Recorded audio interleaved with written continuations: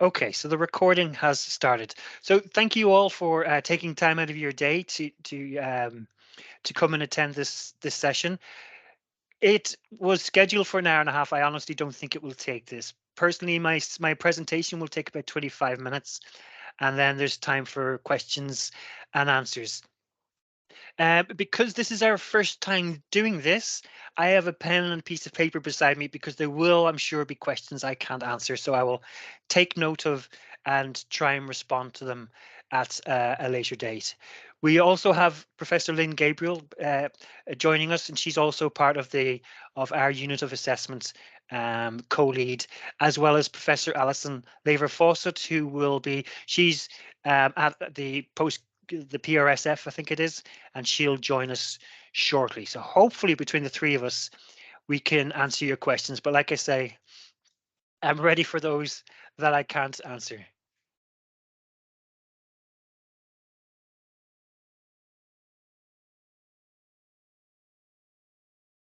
Okay, so what we're going to cover today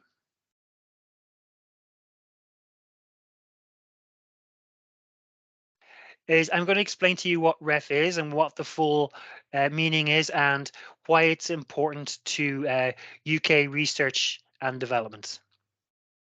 I'm going to talk about the last one. So REF 2021 was the last one. And the reason I'm going to talk about the last one is that we run mock REFs every year. And those REFs are currently styled on REF 2021. So that's why I'm going to explain the previous one. Only this year, earlier this year, they announced that the next one will be in 2028, and they also gave some initial information on it. So it's very much the next ref is a work in progress, which I'll point through as I go along.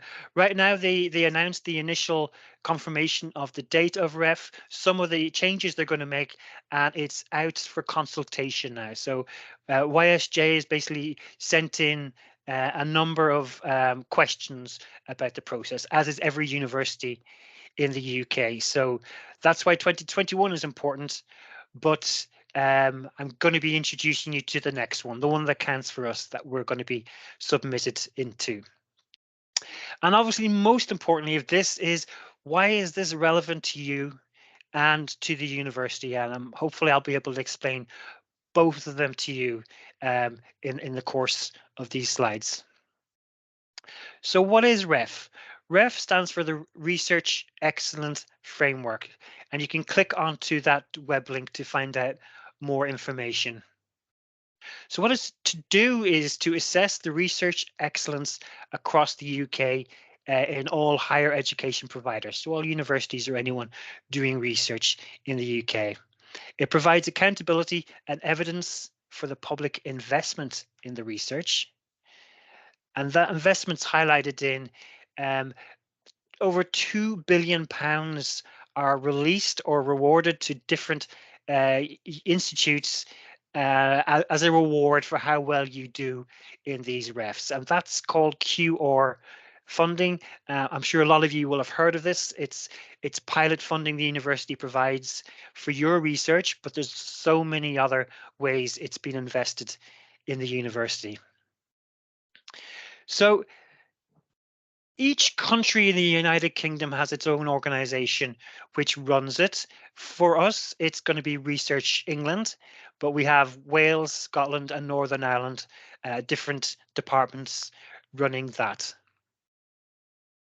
As a history, so in 1986, this whole research assessment scheme was set up as the research assessment exercise. It became REF in 2014. And what they did was they didn't just look at research outputs, so things like publications and grant money. They wanted to introduce a concept called impact. And this impact is going to become more and more important to us as we move through these REF process. But I will explain what impact is. Then in the last one, they increased the importance of research impact and also changed the approach to output. So each time they tweak the process. What I'll be doing today is outlining the information we have today, to date on 2028 REF. There's quite a number of changes for me to get across. But it's out for consultation, so it's yet to be confirmed. Okay, so how does it work? So submissions are based around disciplines, and what researchers in England has done is they've basically categorized all the disciplines of higher education and research into 34 units of assessments.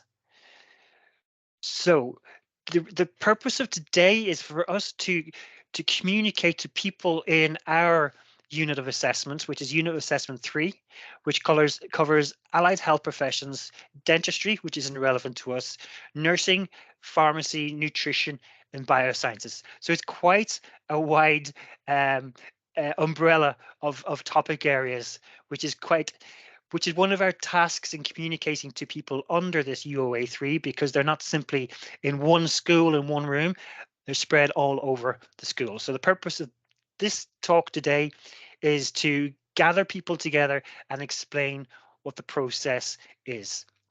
So just so you know, there's 3 co-leads of this unit of assessments. So there's Professor Alison Lever-Fawcett in occupational therapy. There's Professor Lynn Gabriel, OBE, in counselling and mental health. And then there's little old me, senior lecturer. So the 3 of us span the unit of assessment 3. If anybody else would like to get involved, it's more than welcome. We have a nice collegiate group. It works really well together. Um, and it's a great way to learn about how research is undertaken and assessed in the university. So like I say, every year we run a mock ref. So this is to make people aware of what the process is, what we require, and it's also about gathering data on an annual process. What we design our ref on, our mock ref, sorry, is on the 2021 submission, because like I say, it's only this summer we've had any information on 2028. So as of now, we're going to, it focuses on 3 main points. One is research outputs, which is typically peer-reviewed publications, but I'm going to show some of the other things that are accepted as well. This is probably going to be one of the points where you're going to have questions. And this is a main reason why we have these seminar series, is it's not just peer-reviewed publications. It can be many other forms of research output. That especially applies to allied health professions and similar things who have different ways of research outputs. There's something called research impact, which I touched on previously. I will define in a much clearer fashion. But what we're asked to do here is certain researchers, if they could submit impact case studies, which are normally no longer than 5 pages long. There is funding from the university to cover this, and we usually submit between 3 to 5 impact case studies in the mock, and they get graded. Sorry, in the actual Rev 28, they get graded. What we have seen so far is that the importance of impact is going up and up. So this is something the university is really pushing, is to get more impact case studies. There will be another seminar in December delivered by Professor Alison Lever-Fawcett, who will focus on these impact case studies themselves. And finally, the third component is the research environment. So this is an approximately 8,000 word statement. It's written by the head of the research group, whichever research group you're in, or it can be written by one of the UOA3 leads. And basically, it describes the status and funding and support for your particular research group. So it would be things like the number of PhD candidates completions. It would also be masters by research or any other sort of research postgraduate degree. Funding, external funding, internal funding, equipment funding, uh, investment in new laboratories or new facilities that you need. That shows the health and support that being given to your research group, and that gets collated together, and we compile for all of UOA 3. to the ref. Okay, so outputs. This is the last one, okay? So it was each FTE staff member on research and teaching posts were required to submit at least 2.5 peer-reviewed publications from the date 2014 to the date 2020. Now, we have good news here. The new ref is decoupling this. So this is something that's going to be a relief to a lot of you, because when I do send out my emails in February or March, a lot of you are like, well, can you take me off this list because I don't do research? That's occurring now with 2028. Okay, so it's not obligatory anymore to submit to this, but obviously as part of your job, you would be required to partake in some level of research, and the submission of that would be desirable to for Research England to assess the university. So again, it's all past tense. It's the last one. So what was required was a minimum of 1 output and a maximum of 5. So you pick if you have multiple outputs, you pick the 5 best that you think are the best to submit. Curiously, publications by PhD students weren't included unless you are a co-author on whatever the research output is. Then it is included. I'm not quite sure why that is, but I think that's another one that's changing as well. So that's typical research outputs. Yep, go for it, Matt.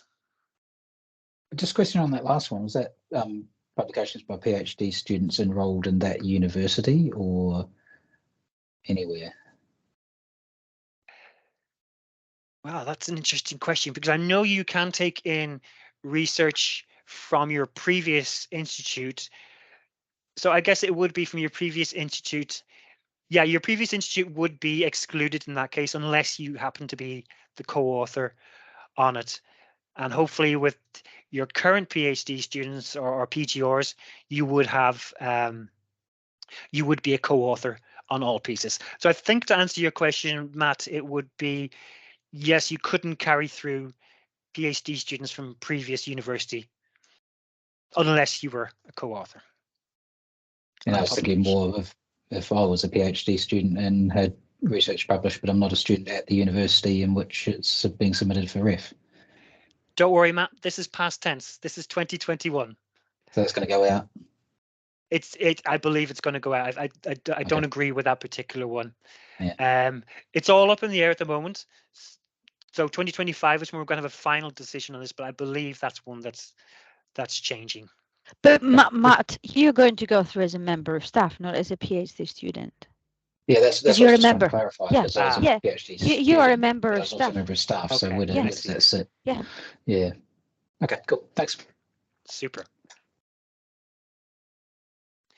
Okay, so typically research output is considered a peer-reviewed publication, but there's many other types. This is only my current list. So as I go through and explain about 2028, there's vague guidelines to it, but I'm going to show you how they've expanded the criteria. But for 2021, and what we currently would be collecting in our mock refs would be the following. It would be good to note if there's something, when I'm looking at 2028, is there something else that we're missing on? Because Lynn will be doing a separate workshop on research outputs, the type of research outputs that are applicable for Unit of Assessment 3, because we're not a traditional research strong unit. We have many different types of disciplines in there. So that's just an example from 2021. Okay, so this is all the information we have on the research outputs for 2024. It's vague. It's out for consideration, so it's not been finalized yet. So they're going to include leadership and influence in the discipline, engagement with research users and beneficiaries, contribution to research infrastructure and methods, and support for early career researchers and research students. I don't know any more than what's written on that slide at the moment. I'm guessing 2025, we're going to get more information on it. But I guess the take-home point here is the research outputs that were in the last slide for 2021 will be expanded and hopefully can trap more of the realistic research outputs that are out there. Oh, sorry, I forgot another one. Collaboration and co-production of your research. Okay, so now we're moving on to the research environment. And it's the environment for supporting research and enabling impact. You're going to see impact a lot. It's assessed using two criteria: vitality and sustainability. So I spent some time trying to work out what is vitality. Sustainability, I can understand. It's basically investing in your research group or research facilities for the long term, that you're going to have all the best equipment and the best students and postdocs or whatever it may be. Vitality, I'm guessing, is more it's more human based, more talented researchers. Not quite sure on that one. So normally what happens is the leader of the research group, because our university encourages us to belong to different research groups. So the leader of that compiles the environment statement, which includes data on research income, whether it's internal or external, research income in kind, and completed doctoral degrees. You can also submit masters, but it seems for 2021, the doctoral degrees were of most interest. Go for it, Heracule. What is research income in kind? My understanding is if you do someone or a group a favor, you get. So instead of getting money, someone will do a service for you. I think if anyone has a better idea, that please jump in. But that is my understanding. So it's not so much money, but it's maybe completing a service or doing something for you instead. Could that be that you could be a member in a consultation group that carries out a research because of being asked to do something like that? Could there be something like that? Yeah, that sounds like research in kind. Yeah, that does sound like it's. So yes, I would definitely. That's very prestigious what you're doing as well. So I would definitely submit that.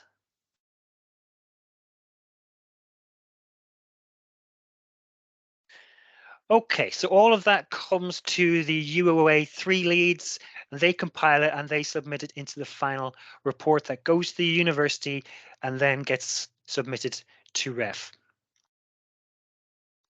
Number 3 is called research impact, and this is the one that's getting more and more important. So impact is defined as an effect on, change, or benefit to the economy, society, culture, public policy or services, health, the environment, or quality of life beyond academia. My goodness, what a definition. That's their official definition. As you can see, it covers just about everything. But from my experience, it's really interesting looking at my research now through impact rather than, oh, I've got a unique question, I'm going to publish it. Great. It's actually what effect does that research output have on all of these criteria? So it's some of the examples are, it can be the activity, attitude, awareness, behavior, capacity, opportunity, performance. I'm not even going to read all that out. There's just too much things, but that's something. You can see how broad this is. And it could be of an audience, beneficiary, community, constituency, organization, or individuals in any geographical location, anywhere. So it's extremely broad, but basically impact is about, can you make a change in society, for example, through the economy, through health and welfare, whatever it is. So is your research actually doing something? Is it having an impact in the greater world outside of you getting a publication and a pat on the back and a promotion? So that's basically what research impact is. There's a really good Professor Alison Leva Foster recently hosted a session by Professor Mark Reed. He's got a company called Fast Tracked Impact. You can find him on Twitter. He's also got a podcast, and he goes into a lot of detail on what impact is. And if we do have another session hosted by the university, it's well worth attending. He's fantastic at what he does, and you can ask him any questions. Okay, so research impact is very broad, but it's very important. The latest REF guidelines are making impact much more important. So us as a unit of assessment, you'll see in a while, our impact case studies are probably the weakest part of our submission. So we're trying to increase that. We're going to provide all the guidance you'll need to submit. I know already we've had some new submissions for research impact. When it comes to the mocks, the annual mocks around March time, all we want, if you don't have one written up, is an idea. So if you think you could submit an impact case study, all we want for the mock next week is just a vague idea of what it is. And what we can do, because this is only 2023, is we can build on that through the years. We can provide university funding for you and advice on that. So one of the main messages that's come out of today is that we really want to increase our impact case study number and also the quality. And there's lots of support provided by the university to do that. Okay, so how is all of this assessed? Well, it's done on a scoring scheme. So it's done as either 4-star, 3, 2, and 1. Only 4 and 3-star will be counted towards funding. So by that, I mean 4-star publications will get 4 times more money than 3-star. Unfortunately, 2 and 1 stars don't attract any funding. But the purpose of this 1 and 2 stars is for you to see where you're at and what you need to do to get to the next level. So don't worry if you're rating as a 1 or 2 star. It's about recognizing that and seeing how can we raise you to the next level. The PVC for Research, Professor Rob Mortimer gave a talk earlier in the summer about rating your project and the new system. So the slides should be available or through the research office. And if it happens again, I would strongly recommend you go to, because it's really, really interesting how this system works and why it's been put in place.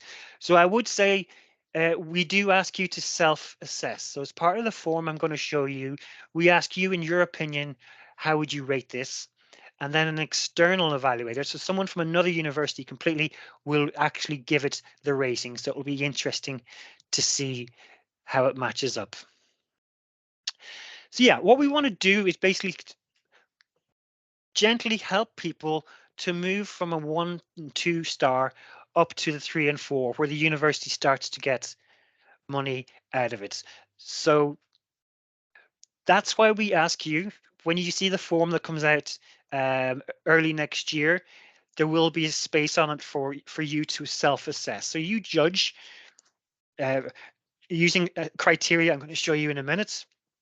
You can judge what level or what score you would give your own research. So this is the current scoring mechanism. So I guess I'll start with the bottom. We've got a quality that is recognized nationally in terms of originality, significance, and rigor. That's still a really significant piece of research. Quality that is recognized internationally for the same criteria. Then for 3-star, we have quality that is recognized as internationally excellent, and which just falls short of the highest standards of excellence. And then a 4-star is quality that is world leading in terms of originality, significance, and rigor. So I've underlined basically the different meanings. So part of this mock ref will be you self-assessing your own research. We will have a lot of 1 and 2s, so absolutely fair dues. I mean, a 1-star to be considered nationally important, I think, is a it's quite a high level to be nationally recognized research. But that's the way the system works. So our whole objective is to try and slowly and gently raise your research from the 1 and the 2 up into where the university can receive money for it. Okay, so what happens early next year is I send everyone who is identified as potentially having interest in research or significant research responsibilities. The research office sends us a list of all of those emails. And what I do is I send you out 2 forms.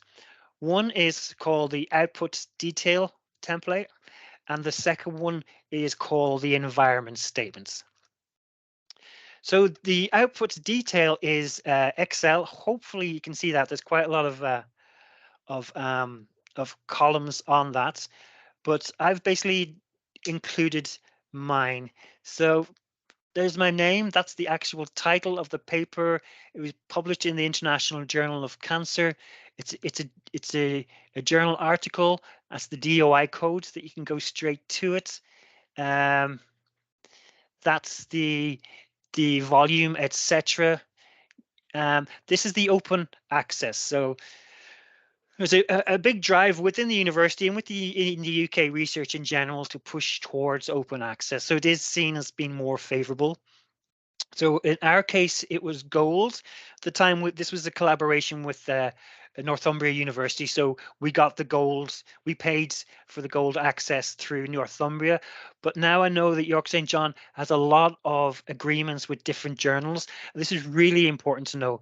They have a lot of agreements with different journals and different publishers to publish your access. They'll cover the charges and you'll get open access. So if you are preparing a publication and you're not sure if the university can cover this or not, contact the research office and they will tell you if they have an agreement for this. This is really important because it's going to open up your research to a lot of higher impact publications, where before you might have seen this is going to cost £5,000 to publish in this journal. Now, hopefully, in most cases, that barrier is gone, but the university will have more details on that, or you can contact the research office.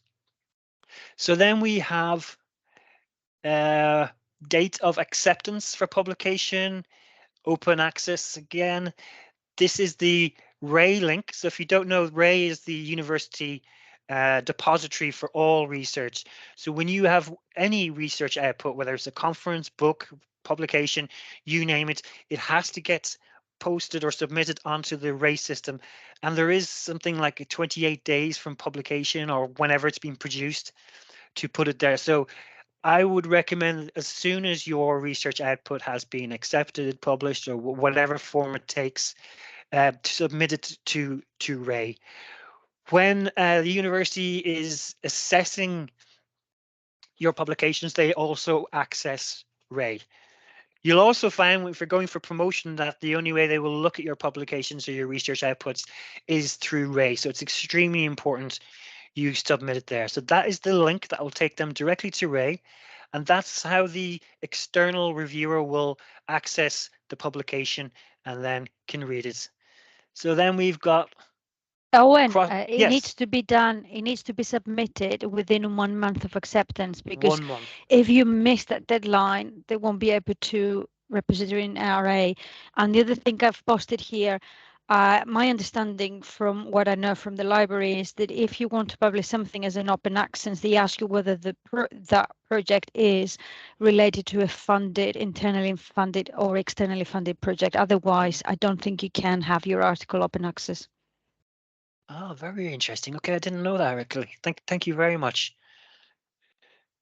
So it's got to have either internal or external funding before they even consider. Yeah, okay. Because I was trying to get some of mine, and they were asking me whether that was linked to external funding or the cure funding, and I'm not sure what the requirement for that is. But that's the questions I got when I was trying to have an article as an open access. Right, that's really good information. Thank you, Erically. On that's just going to re-emphasize how important the QR money is. QR money, I'm going to explain, is what is the money we get rewarded from this ref assessment. So it sounds like it's worth, even if you're just applying for a few £100 to cover the basics, apply, and then you can say, yes, I have had internal QR funding, and then you can get hopefully open access article processing charges covered, which would be significant. So yeah, thank you so much, Eureka. I didn't know that. That's really good to know. Okay, so this one is, I'm squinting on my screen, but that's interdisciplinary. Yes, it was. There was sports and biomed involved in this. So yes, it was interdisciplinary. And this is the self-assessment score. Okay, so we rated this 4-star because it was internationally recognized of the highest standard. It was basically we found anti-cancer properties after short exercise. The blood from those participants can actually kill colon cancer cells. So it was quite an important one. So hopefully the external assessor would then agree with that and put a 4-star, but it's completely up to them. And these external assessors, by the way, they're professors in other universities, so senior researchers in other universities.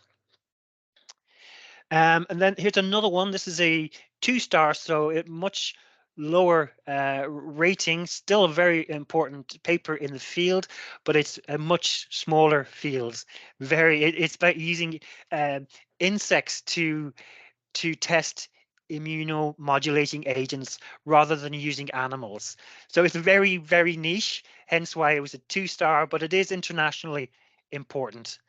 But that's just an example. So we do ask that you self-assess your papers, give them a score or whatever your research output is, and then we'd see what you get with the external. So self-assessing basically gives you a good idea of where do you rate your research, and could you go to the next level. Okay, so the part B of that form is it's just other evidence of esteem, finance, conference you've gone to, societies you're a member of, invited talks.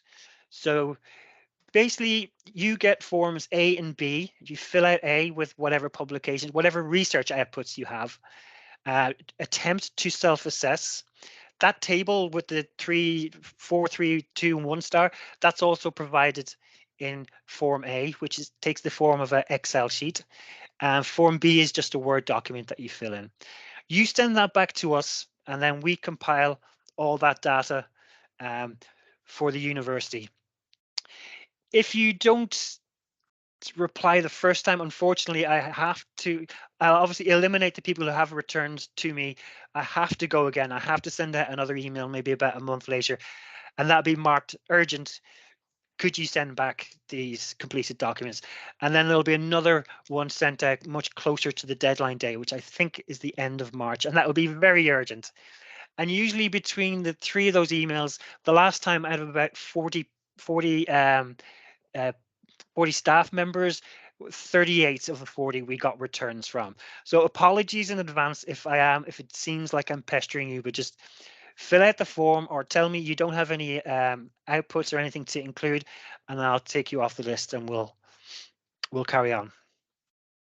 Okay, so the last ref was 2021. I'm just going to show you the national results before we narrow in onto our Unit of Assessment 3 results. So we had 76,000 participants submitted nationally. So the entire United Kingdom. That includes 157 universities, 186,000 research outputs of all styles and flavors, almost 7,000 impact case studies, and there's some more. My screen's too small to read those small things, but that just summarizes at a national level what happens. But most importantly, what happened with us? So in 2021, we had submitted the equivalent of 17.4 staff members, and that equated to 55% of the total eligible staff at the time. So outputs, you can see the range there. So this is the scoring system. So that's unclassified. So it doesn't really count at all. So you can see our range of scoring, the majority in 3, very few in the 4, and quite a healthy number in the 2. So maybe those are the ones we could maybe push up into the 3s and push the 1s up a level 2. So we're currently writing between 2 and 3 stars. Impact, I think it was 4 impact case studies we submitted the last time. Most were rated about a 2-star or 1-star. So this immediately highlights with the PVC of research where we're lacking, where we need to improve more. And that is more impact case studies and of higher impact. And because we're only in 2023, we've got 5 years, if you can even jot down ideas and submit ideas to us of impact case studies, then we can work with you over the next 5 years to develop that impact case study and financially support it as well. But that's one of our main goals now, is to Heracles, sorry, go for it. Sorry, yes, can you hear me? Owen, what's the difference between 2 and 3 stars, for example? I didn't know that the impact case studies had stars. Does this go in a very similar analogy like the articles that you have to have an international impact and so on? Exactly. Okay. Right. Okay. Yeah. So to be honest, little is known about that side of it. We're very much junior in this, but that's why we're putting on Professor Lever Fawcett will be putting on a separate impact case study for our unit of assessment to answer all these questions, because it is an area of priority for us. But my understanding is it's the exact same grading system as we use for research outputs. And finally, the environment, we didn't do too badly there. So a broad range of support, basically, for the different aspects, for the different environment statements. Again, the better we do at REF, the more QR money comes into the university, which means more investment in your research groups and your research. And I'll show you how that QR money is used shortly. But the better we do, the more we can financially support people's research, getting new equipment, new staff members, postdocs, etc., through that. So definitely we did okay on outputs. We do have work to do on impact, which is something we're going to be pushing a lot. The new REF also has a higher percentage or higher importance put on to impact. So this is a big area of focus for us. And then environment, we're doing okay, but I think with more investment, we can increase that further. This just shows you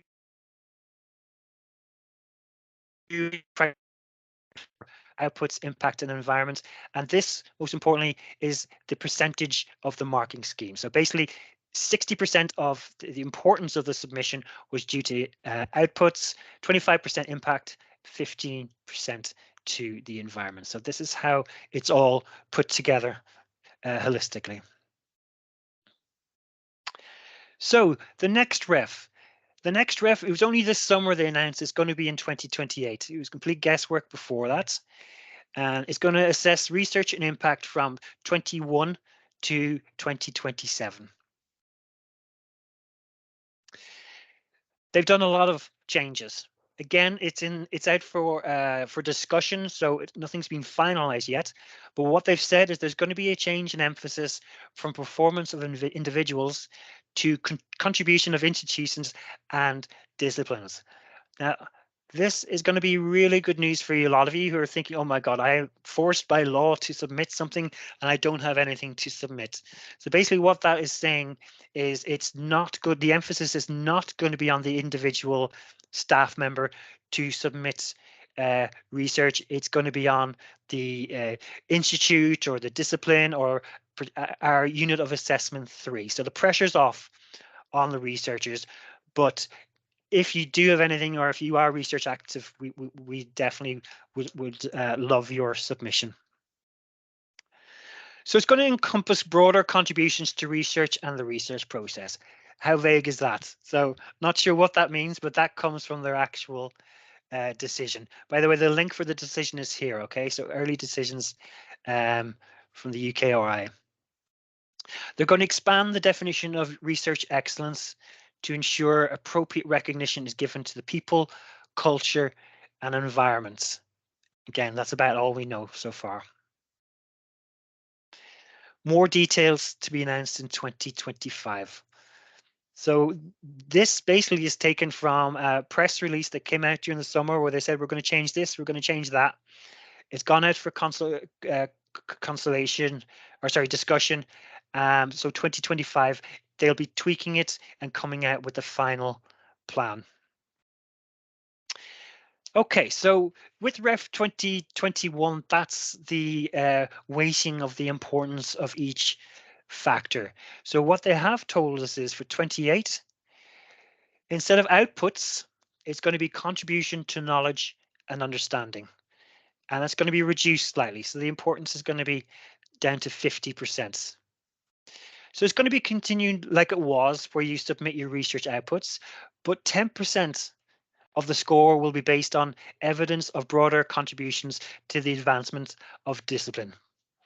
No idea what that means, but watch this space, I guess is the thing to say there.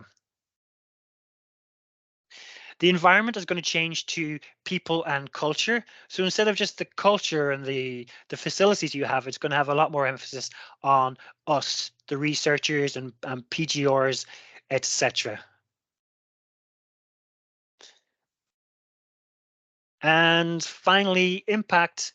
Well, impact actually stays the same, right? I didn't realize that it stays the same as it was, but it is something the university is pushing to get us to submit better and better impact case studies.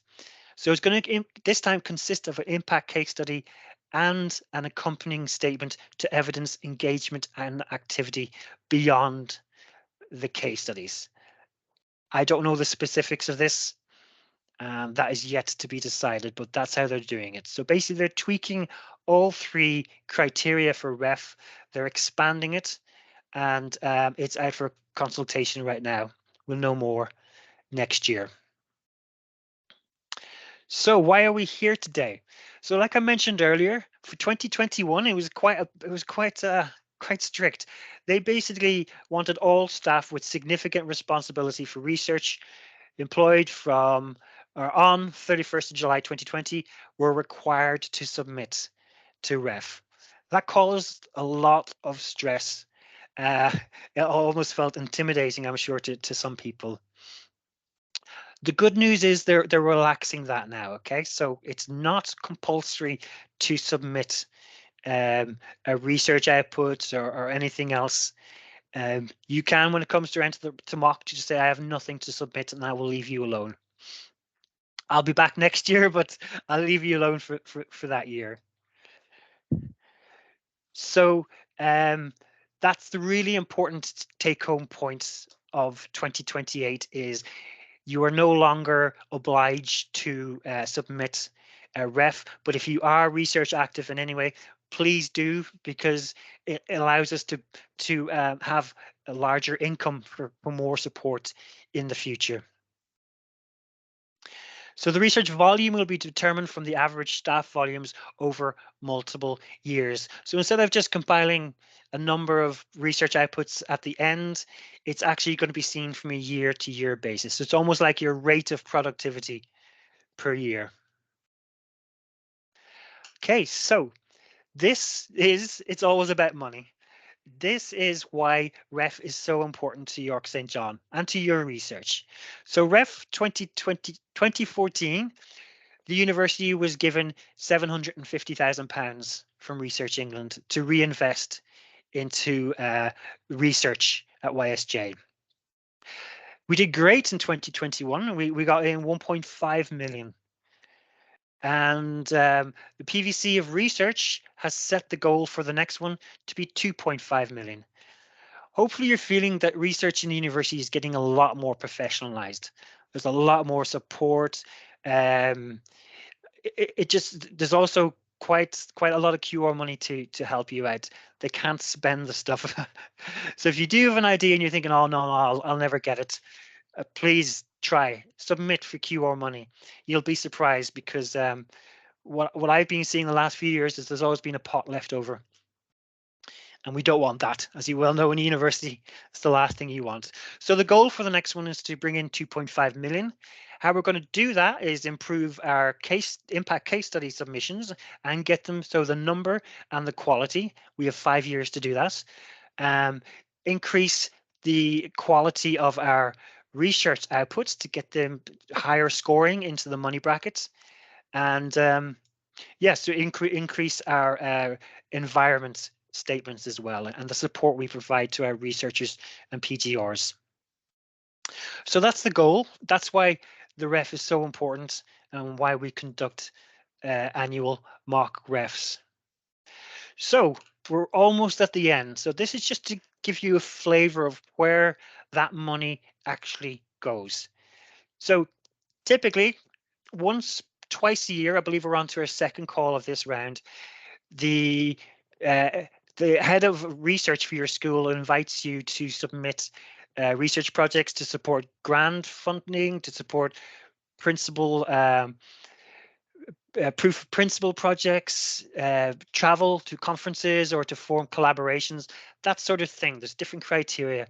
Twice a year, like I say, I would strongly recommend you you apply because there seems to be leftover money every year. So don't be shy. Don't think, oh, I'm not going to get this money. Try. They want more and more people to do it. I can give you tips on what exactly they're looking for if you want. Now that's behind my screen, so I can't see what that is. Would that be, I can see Research C. Is that Research Collaboration Fund? The Research Capital Investment Fund. Thank you. I was so far off. I have the recording screen in front of it. That is where, that's an annual call, and you can submit bids for different, for example, different instruments or different items that will improve your research and make you provide higher impact or higher scoring research outputs. There's a cross-school grant primer fund, catchy name, but that's been going about 2 years now. And what the university wants there is to encourage collaborations across school. So what I've been finding here is that we've very diverse disciplines, but there is common threads that we can actually work together on very unique projects, which increases the impact of our research projects. So there is money to support you getting collaborations in across different schools.